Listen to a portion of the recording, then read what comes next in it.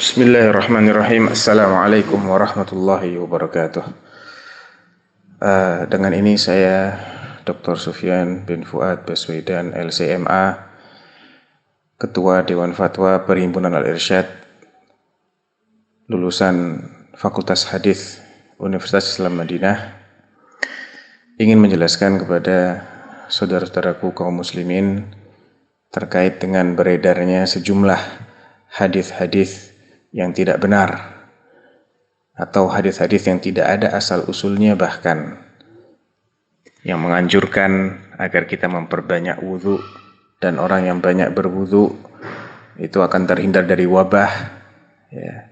Disandarkan kepada Imam At-Tabrani. Ini adalah hadis yang tidak benar, karena para sahabat Rasulullah SAW yang mereka itu adalah generasi terbaik, yang paling menjaga wudhunya, banyak yang wafat karena wabah penyakit taun.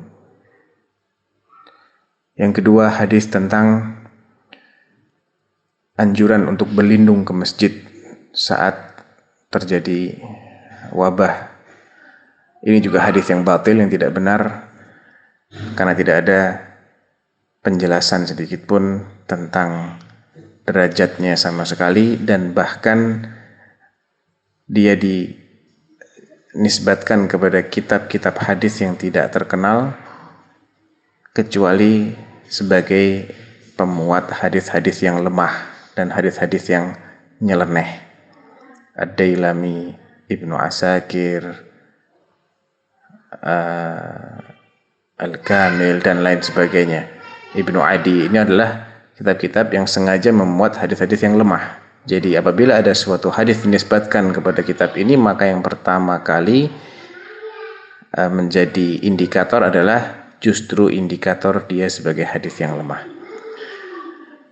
Dan yang tidak kalah pentingnya para saudaraku kaum muslimin, bahwa sebenarnya penyakit ini lebih dahsyat daripada yang diberitakan secara resmi, karena jumlah mereka yang tidak terdeteksi sebagai pengidap virus corona COVID-19 jauh lebih besar daripada mereka yang terdeteksi. Bahkan menurut salah seorang dokter ahli, Dr. Faris, ahli di Asosiasi Spesialis Paru, beliau mengatakan hanya 15% yang menampakkan gejala dari mereka yang mengidap virus corona ini. Artinya 85% dari penderita corona tidak menampakkan gejala apa-apa.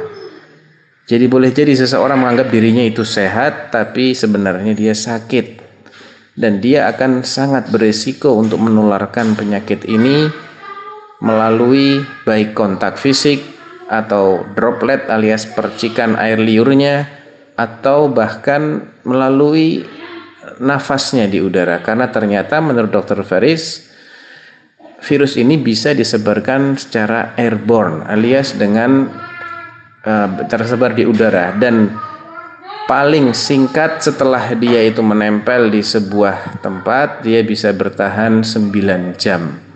Bahkan di udara yang agak dingin dia bisa 1 hari, di yang lebih dingin lagi dia bisa berhari-hari, bahkan ada yang bisa 1 bulan lamanya. Oleh karena itu sangat berbahaya sekali kalau kita masih mengadakan interaksi, mengadakan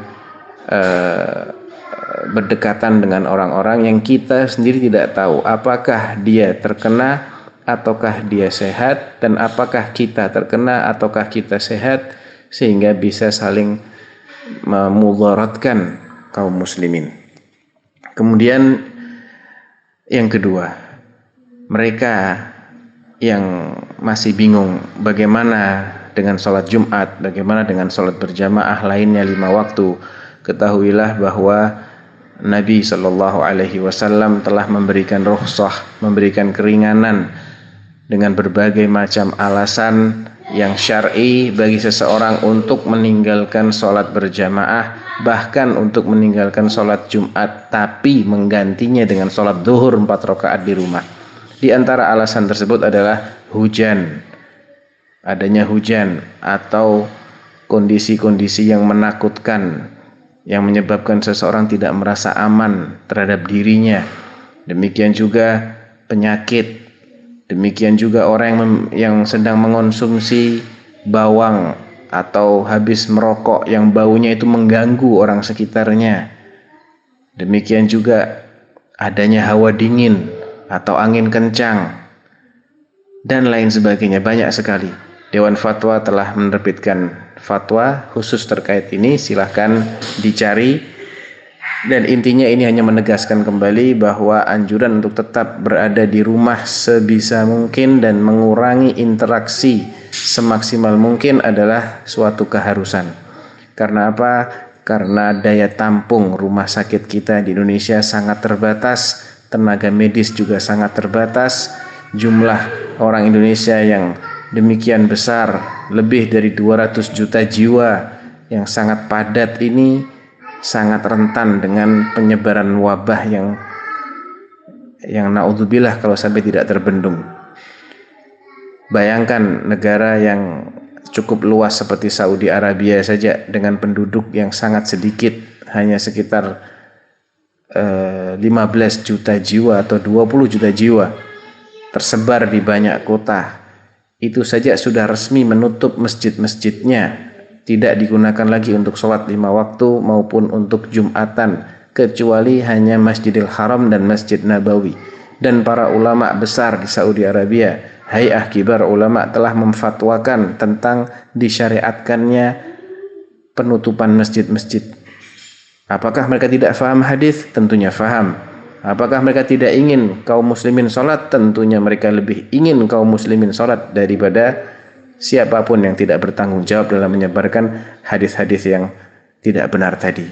Mereka faham, karena tapi bahayanya lebih besar, maka mereka memfatwakan supaya sholat di rumah. Jadi yang ingin sholat zuhur, sholat asar, sholat maghrib, sholat isya, sholat subuh, sholat saja di rumah masing-masing.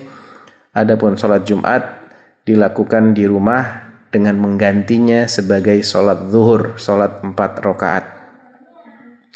Ya, saya sengaja menegaskan kembali karena masih banyak orang yang menanyakan tentang masalah ini. Mudah-mudahan bisa difahami dan jangan mengambil sembarangan fatwa dari orang-orang yang tidak bertanggung jawab, tidak memiliki kredibilitas, tidak memiliki kapasitas ilmu dan tidak mengetahui duduk perkaranya.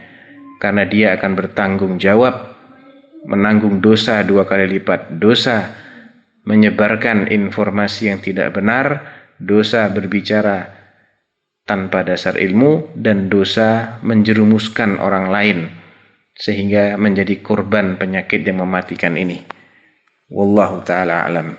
Fatwa ini saya sampaikan di kota Solo pada tanggal 19 Maret 2020 jam 19:18 waktu Indonesia Barat. Siapa yang ingin menyebarkannya, saya berikan izin untuk menyebarkannya.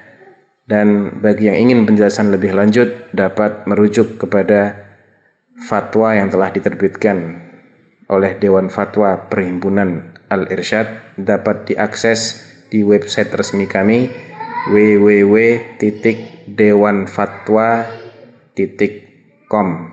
Barakallahu fiik. Assalamualaikum warahmatullahi wabarakatuh.